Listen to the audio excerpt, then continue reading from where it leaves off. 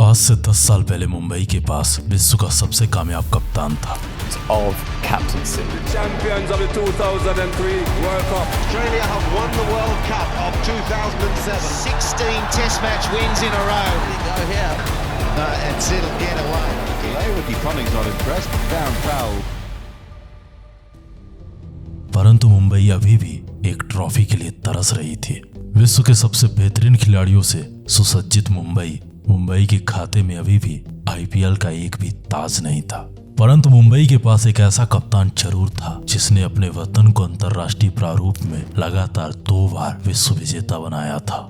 एक ऐसा कप्तान था जिसके कप्तानी के चर्चे पूरी दुनिया में थे। परंतु वही कप्तान आईपीएल में आकर के मुंबई के क्वालिफिकेशन के लिए संघर्ष कर रहा था। पिछले 5 सालों से मुंबई आईपीएल में प्रतिस्पर्धा के लिए उतर तो रही थी, परंतु हर बार मुंबई के खाते में निराशा आती थी। पिछले 5 सालों में मुंबई ने कई बार कई कप्तान बदले, टीम बदली, परंतु नहीं बदला तो मुंबई का भाग्य।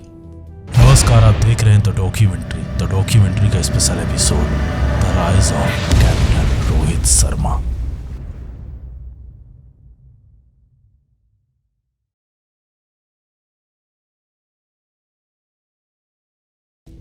वर्ष 2013 लीग फेज में शुरुआती 3 मैच पराजित होने के बाद मुंबई की टीम से कप्तान रिकी पॉन्टिंग ने खुद को ड्रॉप करने का फैसला किया। ऐसे में ओवरनाइट कैप्टनसी के लिए मुंबई के सामने कई दिग्गजों के नाम थे, जिनमें से सचिन, मलिंगा, कायरन पोलार्ड, हरभजन जैसे कई नाम शामिल थे। परंतु सचिन के मना करने के पश्चात और पॉन्टिंग के सजेशन को देखते हुए मुंबई के उप कप्तान को मुंबई की कमान थमा दी जाती है। दिग्गजों के रहते रोहित को कप्तानी क्रिकेट पंडितों के समझ से परे थी। ऐसे में इन क्रिकेट पंडितों के सामने एक सवाल था, क्या ये लड़का मुंबई की कप्तानी संभाल पाएगा? क्या रोहित कप्तानी के लायक है? परंतु इन सारे सवालों से ऊपर उठकर मुंबई की बागडोर अब रोहित के कर कमलों में थी और यहीं से प्रारंभ होती है the journey of captain Rohit Sharma.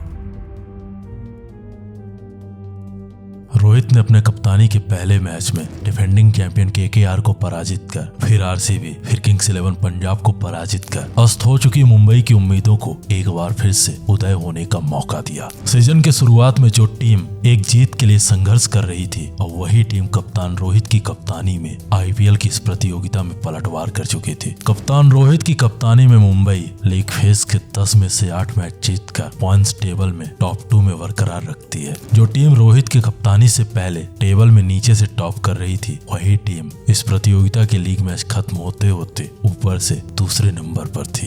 परंतु ये कहानी यहाँ खत्म नहीं होती, यहीं से प्रारंभ होती है एक नई जंग। 21 मई 2013 दोनों टीमों के कप्तान अब टॉस के लिए मैदान में थे। टॉस कप्तान महेंद्र सिंह धोनी के पक्ष में गया। माही ने टॉस जीतकर पहले बल्लेबाजी करने का फैसला किया। चेन्नई के ये दोनों बल्लेबाज मुंबई के गेंदबाजों पर शुरू से हावी हो चुके थे। पावर प्ले के शुरुआती 6 ओवर में चेन्नई के ये दोनों बल्लेबाज मैच 36 गेंदों में चेन्नई के लिए 47 रन जोड़ चुके थे। परंतु 7वें ओवर में कायरन ने मुरली को आउट कर मुंबई को पहली सफलता दिलाई। मुरली के बाद अब चेन्नई के लिए मैदान में था चेन्नई का सुरेश, चेन्नई का रैना ने माइकल के साथ पहले पारी को संभालने का प्रयास किया और चेन्नई के इस पारी को 10 ओवर तक 69 के स्कोर तक पहुंचा दिया। चेन्नई के पारी के 10 ओवर का खेल खत्म हो चुका था। माइकल अभी 33 गेंदों में 39 रन बनाकर खेल रहे थे। वहीं रैना के बल्ले से 7 गेंदों में महज 6 रन निकले थे। मुंबई के ये गेंदबाज चेन्नई के बल्लेबाजों को दम बांध कर रखे हुए थे। मुंबई के इन खतरनाक गेंदबाजों की यह डिसिप्लिन भरी गेंदबाजी चेन्नई के बल्लेबाजों को संघर्ष करने के लिए मजबूर कर चुके थे। चेन्नई का हर बल्लेबाज अब मुंबई के गेंदबाजों के सामने संघर्ष कर रहा था। परंतु पारी के 11वें ओवर से रैना ने अपने गियर में बदलाव किया और एकाएक ताबड़तोड़ विस्फोटक बल्लेबाजी करके मुंबई के गेंदबाजों के होश उड़ा दिए। रैना हंसी के साथ मिल करके पहले प्राज्ञान, फिर हरभजन और अंत में जॉनसन को पीट दिया। अगले 3 ओवर में चेन्नई के ये दोनों बल्लेबाज चेन्नई के लिए 38 रन जोड़ चुके थे। हंसी की 50 आ चुकी थी। रैना का बल्ला मुंबई के गेंदबाजों में अब दुगनी रफ्तार से कहर बरपा रहा था। 10 ओवर में 69 रन बनाने वाली चेन्नई अगले 5 ओवर में 125 की स्कोर को पार कर चुकी थी। मुंबई अभी भी अपने दूसरे सफलता के लिए तरस रही थी। परंतु चेन्नई के बल्लेबाजों को अब समझ आ चुका था कि मुंबई के सामने अगर इस मैच को जीवित रखना है तो मुंबई को एक बड़ा लक्ष्य देना होगा। अपने इसी लक्ष्य की पूर्ति हेतु चेन्नई के ये विस्फोटक बल्लेबाज मुंबई के गेंदबाजों पर प्रहार की हदें पार कर चुके थे। रायना और हसी का ये बल्ला मुंबई के गेंदबाजों के समझ से परे था। इन दोनों ने अब मुनाफ, फिर पोलार्ड और अंत में मलिंगा की सुताई की। जिस चेन्नई के खाते में महज 15 ओवर में 125 रन थे, वही चेन्नई 20 ओवर का खेल खत्म होते होते अब 192 के स्कोर को पार कर चुकी थी। चेन्नई के इन 3 बल्लेबाजों के इस विस्फोटक प्रहार से मुंबई का हर गेंदबाज त्राहिमाम त्राहिमाम की आवाज कर रहा था। रायना ने शानदार विस्फोटक बल्लेबाजी करते हुए महज 42 गेंदों में 82 रनों की एक ताबड़तोड़ विध्वंसक पारी खेली, जिसमें 5 चौके 5 छक्के शामिल रहे। वहीं माइकल हसी ने महज 58 गेंदों में ताबड़तोड़ 86 रन बनाए, जिसमें 10 चौके 2 छक्के शामिल रहे। मुंबई की ओर से कायरन पोलार्ड सबसे सफल गेंदबाज रहे। कायरन ने 3 ओवर में 28 रन खर्च करके चेन्नई के एक बल्लेबाज को अपना शिकार बनाया। वहीं लसित मलिंगा ने 4 ओवर में 45 रन खर्च किए तो मिचेल जॉनसन ने 4 ओवर में 40 रन खर्च कर दिए।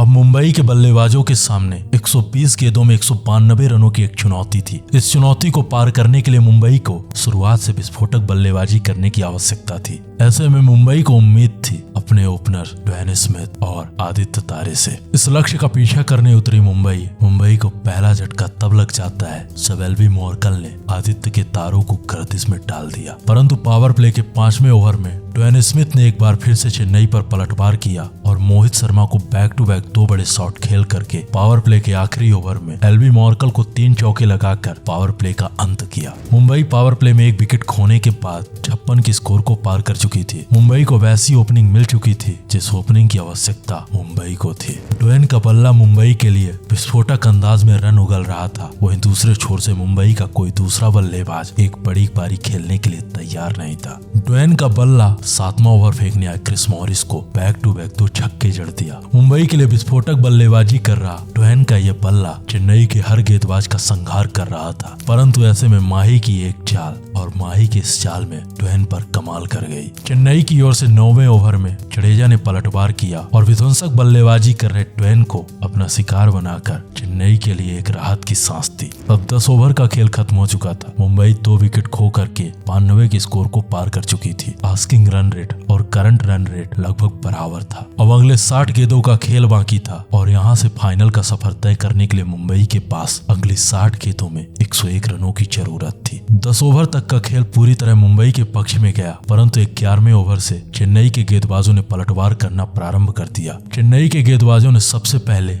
11वें ओवर में दिनेश कार्तिक को, फिर 12वें ओवर में रोहित शर्मा और 15वें ओवर में पोलार्ड और अंत में हरभजन को आउट कर मुंबई के विस्फोटक बल्लेबाजी क्रम की कमर तोड़ दी। चेन्नई के ये गेंदबाज अब मुंबई पर पलटवार कर चुके थे। शुरुआती 10 ओवर तक जो मुंबई इस गेम को ड्राइवर सीट से ड्राइव कर रही थी, वही मुंबई अगले 6 ओवर में पूरी तरह नेस्तनाबूद हो चुकी थी। चेन्नई के लिए बची कुची कसर ड्वेन ब्रावो ने पूरी कर दी। उन्होंने 18वें ओवर में लसित मलिंगा और जॉनसन को आउट करके मुंबई की आखिरी लौ को भी बुझाने का प्रयास किया। 19वां ओवर खत्म होते होते मुंबई 144 पर ऑल आउट हो चुकी थी। रोहित शर्मा के लिए ये हार एक टूटे हुए सपने के बराबर था। संपूर्ण मुंबई फैंस में मुंबई के हार से असंतोष था, परंतु अभी भी मुंबई के पास था फाइनल में पहुंचने का एक आखिरी मौका। ये रहा मुंबई के बल्लेबाजों का स्कोर कार्ड। मुंबई की ओर से ड्वेन स्मिथ ने महज 28 गेंदों में ताबड़तोड़ 68 रन बना डाले। ड्वेन ने इन 68 रन बनाने के लिए 5 छक्के और 6 चौकों का सहारा लिया। बाकी के सारे बल्लेबाज चेन्नई के गेंदबाजों के सामने घुटने टेक दिए। इस हार से संपूर्ण मुंबई फैंस में आक्रोश तो था, परंतु उन्हें उम्मीद थी कि अभी भी मुंबई के पास आखिरी मौका है। तो सुनिए मुंबई के आखिरी मौके की आखिरी कहानी, हमारी आवाज हमारे अंदाज में, द डॉक्यूमेंट्री में।